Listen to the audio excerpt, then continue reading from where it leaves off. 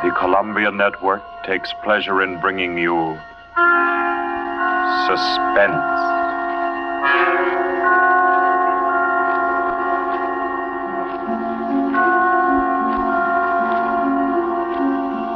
Suspense. Stories from the world's great literature of pure excitement. A new series frankly dedicated to your horrification and entertainment. Week by week, from the pick of new material, from the pages of best-selling novels, from the theater of Broadway and London, and the sound stages of Hollywood, will parade the most remarkable figures ever known. CBS gives you Suspense.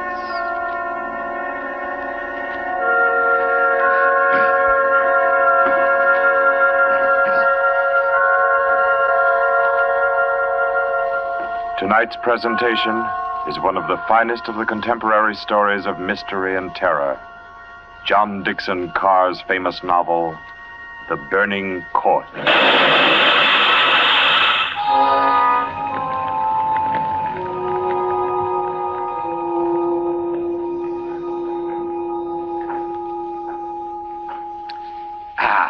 A glass of sherry by the fireside of a beautiful suburban home.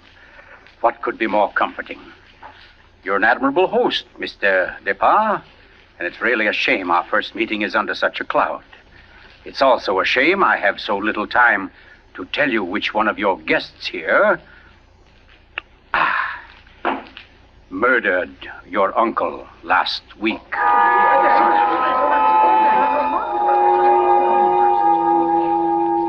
Now, let's see now. I believe we're all here. Your wife, your friend, Mr. Stevens, Captain Brennan. Yes, and incidentally, yourself. Just who did you say you were? Well, no wonder you've had so much difficulty with the case, Captain. My name is Cross, Gaudan Cross, the writer. As a matter of fact, it's because of my just completed book, Poisoning Throughout the Ages, that I happen to be here now. And Ted Stevens there happens to be a member of the firm which publishes my work. I'd never seen him until tonight, but I've been told what happened. This afternoon, he began reading my manuscript for the first time on the train. The commuter's train, which every afternoon deposits him safely and soundly here in Crispin. I imagine he was halfway home by the time he finished the first chapter. Then he turned a page. Attached to the following leaf was a picture. And looking at it, the young man stiffened suddenly and all but cried out his shock. It was a picture of a young woman, and under it had been printed, famous poisoner Marie Dobré, 1676. Ted Stevens was looking at a picture of his own wife.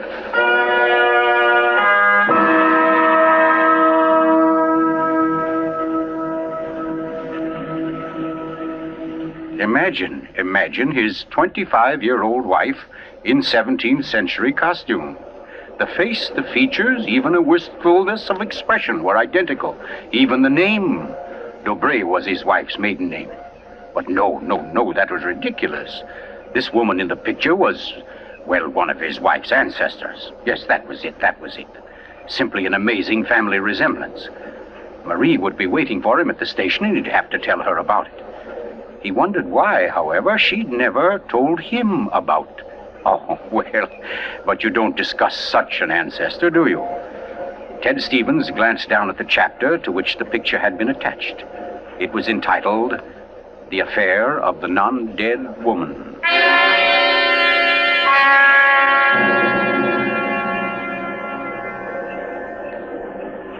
Hello, Ted. Stevens was almost jolted from his seat. It was Dr. Weldon, professor of English at the college, an old friend of his. Quickly, he thrust the picture beneath the manuscript and moved over. Hi, I didn't see you, Doc. Oh, here, have a seat. Oh, I thought maybe you were giving me the, what do they call it? The brush off? Oh, no, say, as a matter of fact, Doc, you're the one man I do want to see. Yeah? Very flattering. Remember those discussions we used to have about murders? Better than bridge anytime. Well, I got the idea that you'd made sort of a hobby out of the old cases, the historical ones. Well, I've studied quite a number of them, yes. Ever hear of a woman named Marie Dobré. Marie Debray? Marie Debray. Oh, yes. That was her maiden name, of course.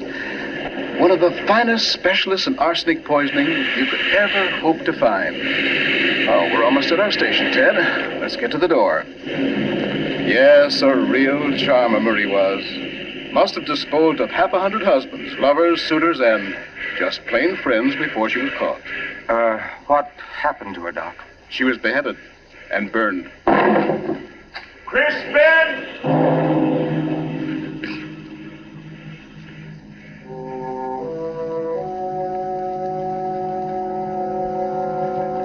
Oh, absurd, laughable. Ted Stevens kept saying this to himself, and yet what he knew was a foolish dread followed him straight through the small suburban station and clung to him as he reached the street. And there in the roadster was Marie, leaning toward him a little to hold the door open and smiling at him. Oh, Ted, what on earth are you staring at? That streetlight shining on your hair, I like that. Oh, you're tight. Come on, get in the car.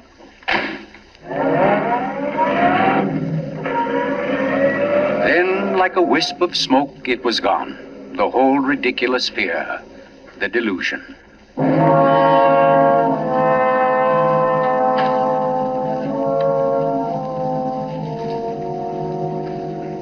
When at home, Marie brought the cocktails into the living room. The logs were burning brightly in the fireplace, throwing a soft, dancing glow upon a room that was darkening with dusk. To you, Marie. And to you, dear.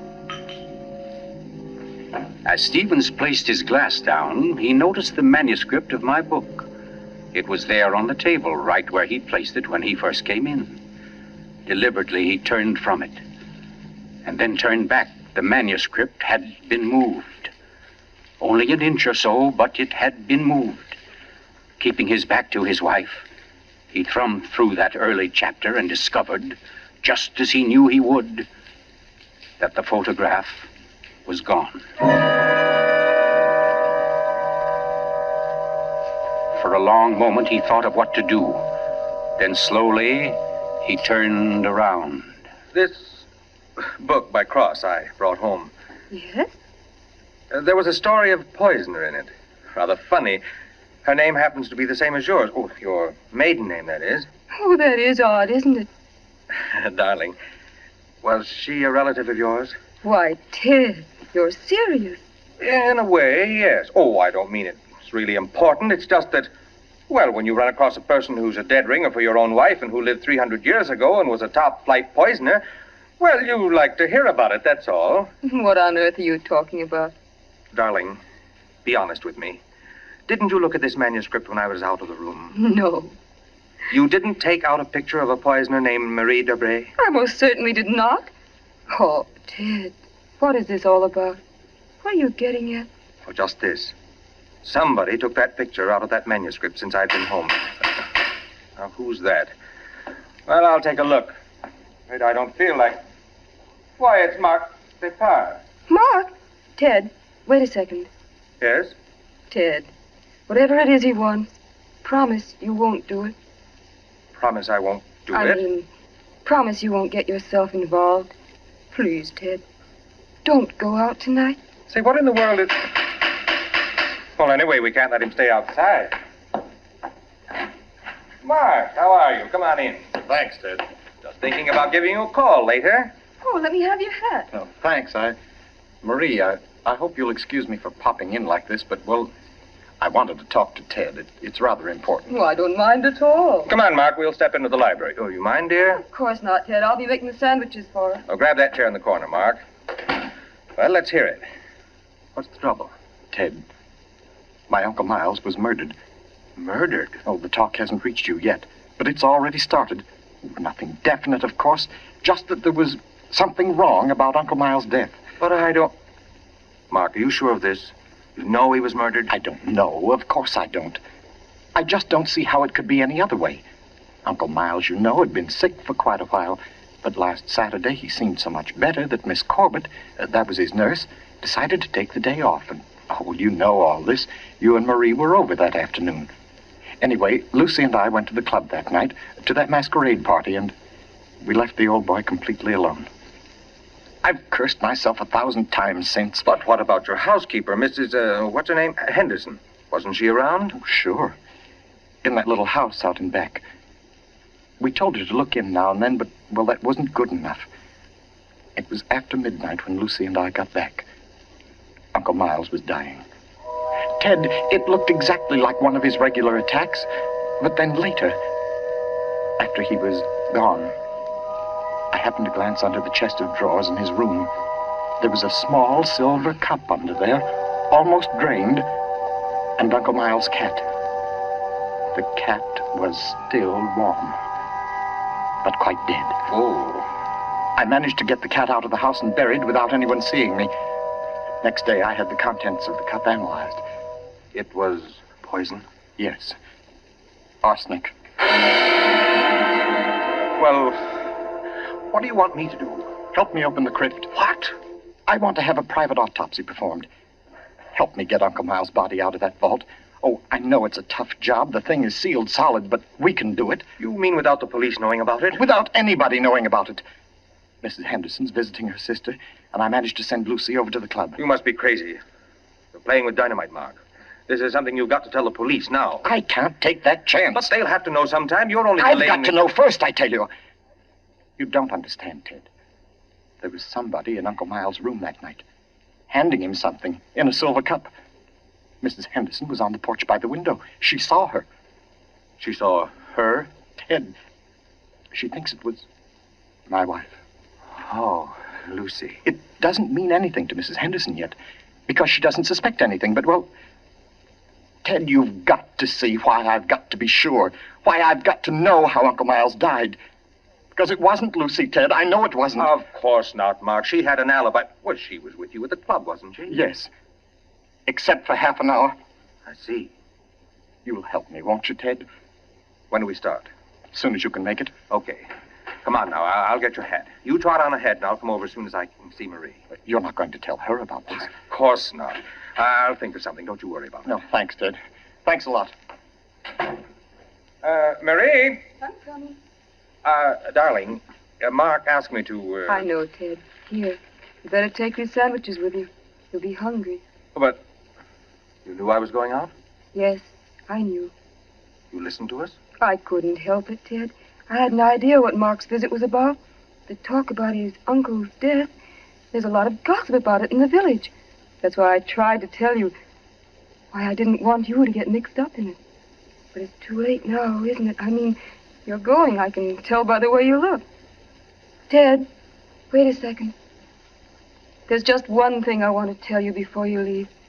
And that is that no matter what happens, no matter what you find or think or believe, I love you. You'll remember that, won't you? I'll remember you said so, Marie.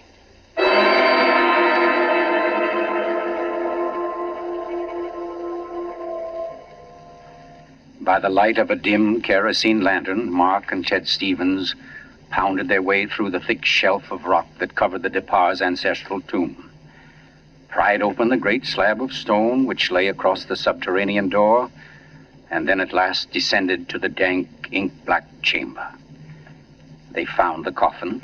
They dragged it from its crypt and placed it on the cold stone floor. They unclamped the lid and opened it. Mark!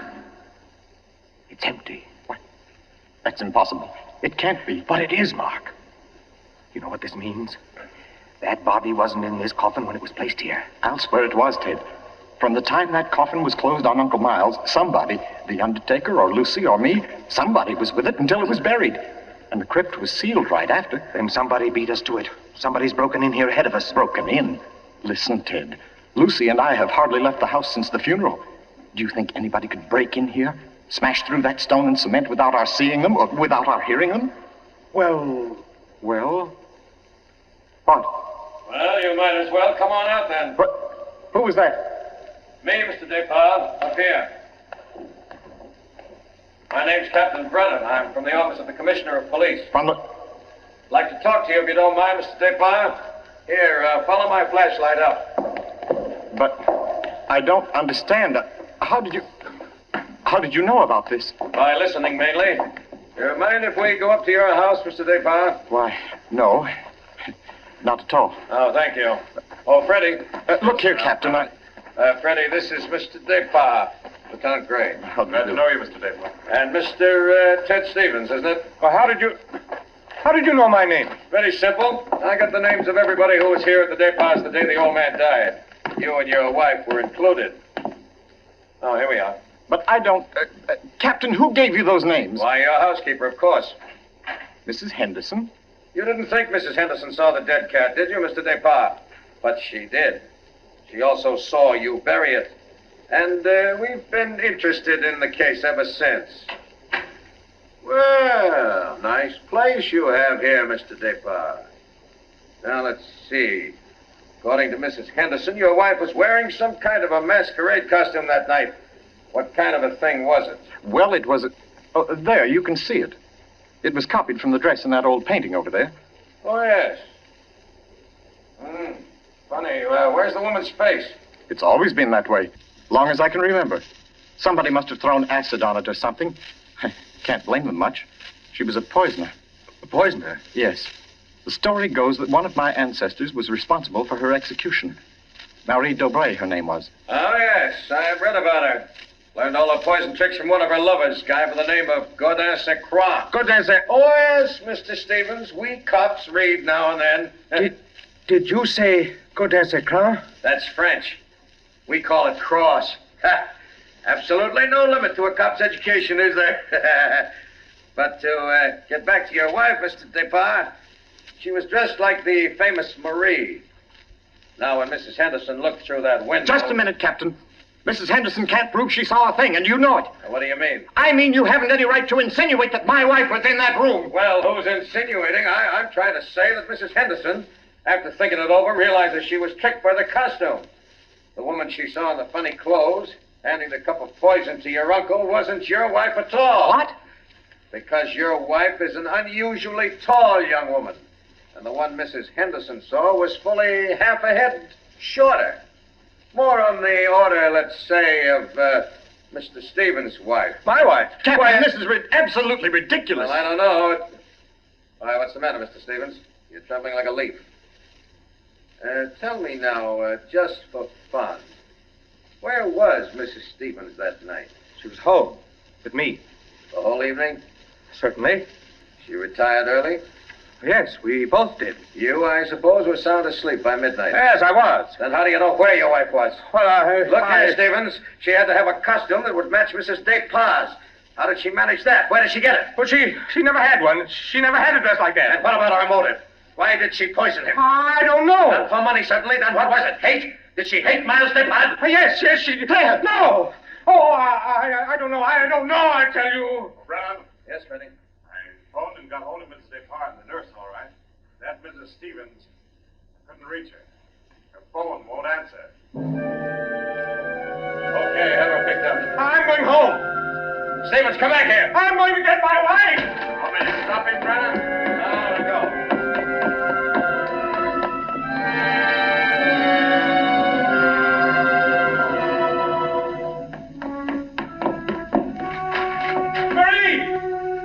Marie, where are you? It's Ted. Marie, what have you done? Maria. Oh, good evening. who are you? My name is Cross, Gaudan Cross. Cross. Where's my wife? What have you done to her? You fiend, what have you done to my wife? Why, nothing at all, young man. Here, sit down. You're lying. Something's happened to her. The police just phoned. There wasn't an answer. Why are you here? Why am I here? Well, because your wife, reading my chapter on the Dobrays, realized I knew more about the family than even she did. Because she found my phone number on the front cover of the manuscript. And because I know an exceptional case when I hear one. Does that answer your question? No, and you know it doesn't.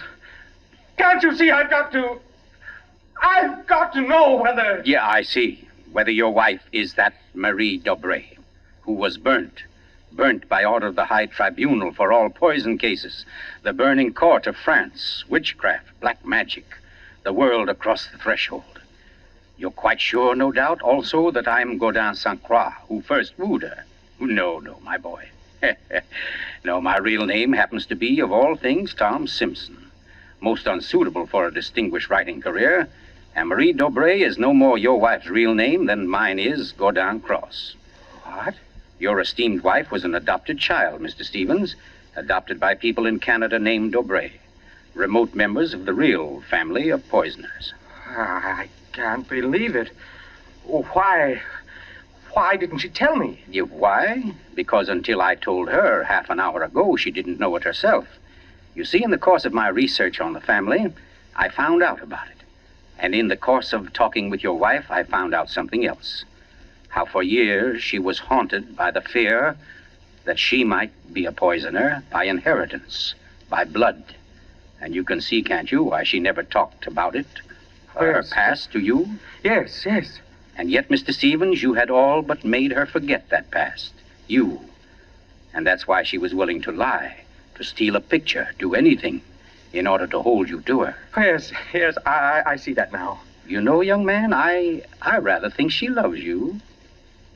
But as you will see, though, she comes only when I call her.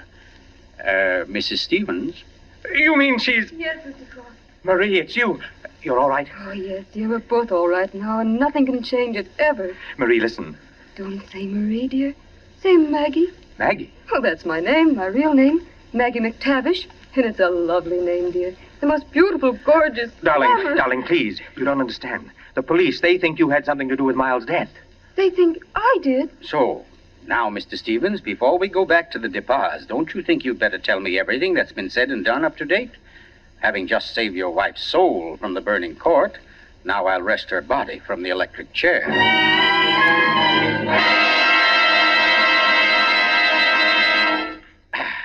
Yes, Mr. Despas, truly excellent sherry. Don't you think so, Miss Corbett? Yes. Yes, it's very nice. Well, that, ladies and gentlemen, is how I happen to be here. So let us consider first that supernatural hocus pocus in the crypt. That body that walked out of the sealed tomb. That body that never was in the tomb. Never was in the tomb. No, Mr. Despas. The murderer knew that very soon Mrs. Henderson's story would bring about an investigation. He had to get rid of the well-known corpus delicti. Yes, but who could have kept the body out of the tomb? Who, Mr. Despas? Why, you, sir. What? I don't understand. Well, it's very simple. You had the opportunity. I believe you said yourself you were alone with the body before the burial. And you had the strength. I dare say you carried it down to the furnace, where it's now probably nothing but ashes. Ridiculous. Why would he spend an hour smashing into a crypt for a body he knew wasn't there? Why, Captain? To impress Mr. Stevens, his witness. And also, apparently, you. Oh, that's perfectly fantastic. Fantastic. Oh, no, Lucy. Just comic. And I suppose, Mr. Cross, that I also put on a woman's masquerade costume, went into my uncle's room and handed him a nice cup of arsenic. No. That had to be done by a woman. Your accomplice, as matter of fact. Oh, now, come. You mustn't all look at Mrs. Despas, because Mark Despas' one noble act was his frantic effort to prevent his wife from being charged with the crime. A crime which he and Nurse Myra Corbett committed. Myra Corbett? Why, you... Yes, sir. Yes, Mr. Stevens, this quiet little lady beside me. Why would I do such a thing? Money, Miss Corbett. A cutout of Mark Despas' inheritance. Payments for services rendered. That's an absolute lie, Cross. You see, ladies and gentlemen, Captain Brennan never bothered to check Miss Corbett's whereabouts on the night of the murder. Why even think of the nurse? She was the custodian of the old man's health. Oh, you're crazy. And yet who but a nurse could so naturally offer the old man a cup? A cup he was sure contained medicine. You're making it up. The whole thing, you're just And making it who up. but Miss Corbett, living right here in this house, would know what kind of masquerade dress she must copy, would know when Mrs. Henderson would pass the window that night, pass and see her, and accept her, she hoped, for Lucy Despas. No, that's not true. Oh, I didn't yes, do Miss it. Corbett. Yes, I Miss didn't Corbett, do that it. dress I tell was the you, touch I that wrecked you. That was your own idea, wasn't it? Not Mark's. You weren't content with a mere murderer's share of the profits. You wanted a wife's share, half of the whole estate. You wanted Lucy Despas convicted and out of the way for good. Well, I give you a toast, Miss Corbett, with Mr. Despas' excellent sherry, to a particularly ruthless poisoner. And yet, you know, on the whole, I'm rather partial to female poisoners. Why, only tonight I... Get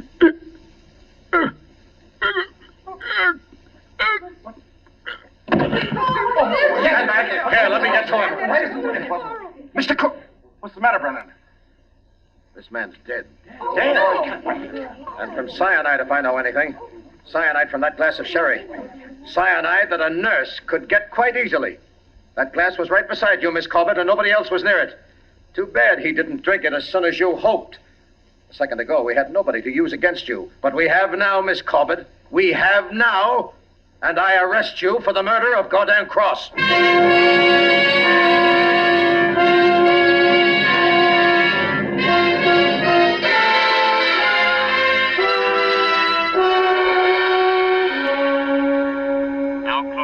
Months ago that the prominent author was murdered, and tonight Myra Corbett pays with her life for that crime. The former nurse, at first protesting her innocence, in recent Yes, weeks has grown... I'm in here, dear. Oh. I thought you might...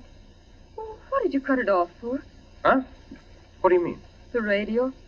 Oh, yeah, well, I thought you wanted to talk. Oh, Ted, don't you think I know you better than that?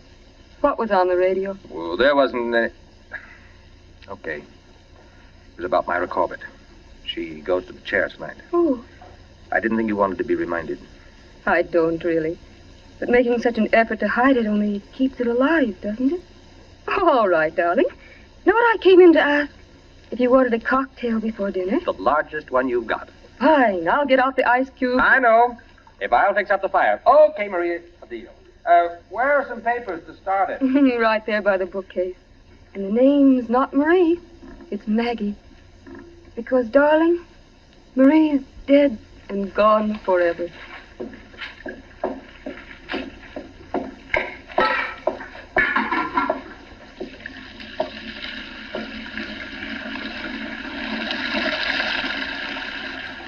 Oh, no, Marie.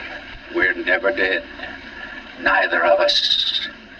It was your hand that touched that glass. I know that now. And I could return the favor. But instead, I shall ask that you dispatch your husband. This one, like all the others.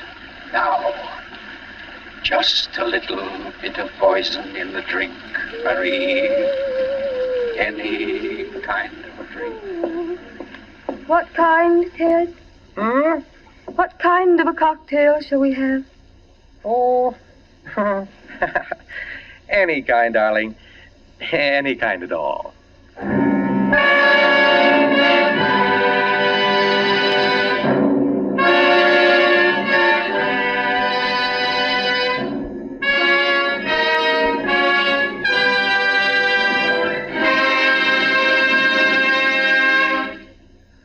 You've just heard The Burning Court from John Dickson Carr's famous novel, the first in Columbia's new series of outstanding classics and chills by world-famous authors. Tonight's play, ladies and gentlemen, has one rather special significance we think you'd like to know about. As you perhaps have heard, every fine comedian is said to cherish a secret desire to do an abrupt about-face. He pines for the part of a blackguard. Well, tonight you witness the fulfillment of one such desire. The role of that literary and quite infamous diehard, Gaudan Cross, was portrayed by none other than Hollywood's expert provoker of laughs, Charlie Ruggles, here in New York for the world premiere of his latest screen success, Friendly Enemies. The role of Marie, well, that was enacted by a young lady who long ago won national acclaim as one of Broadway's most accomplished dramatic actresses, Miss Julie Hayden. Thank you, Charlie Ruggles and Miss Julie Hayden, for your splendid performances. The play tonight, as all plays in this series, was produced and directed by Charles Vander, written by Harold Metford and scored by Bernard Herrmann. Next week, we bring you an intensely exciting and moving drama, The Life of Nellie James. This is the Columbia Broadcasting System.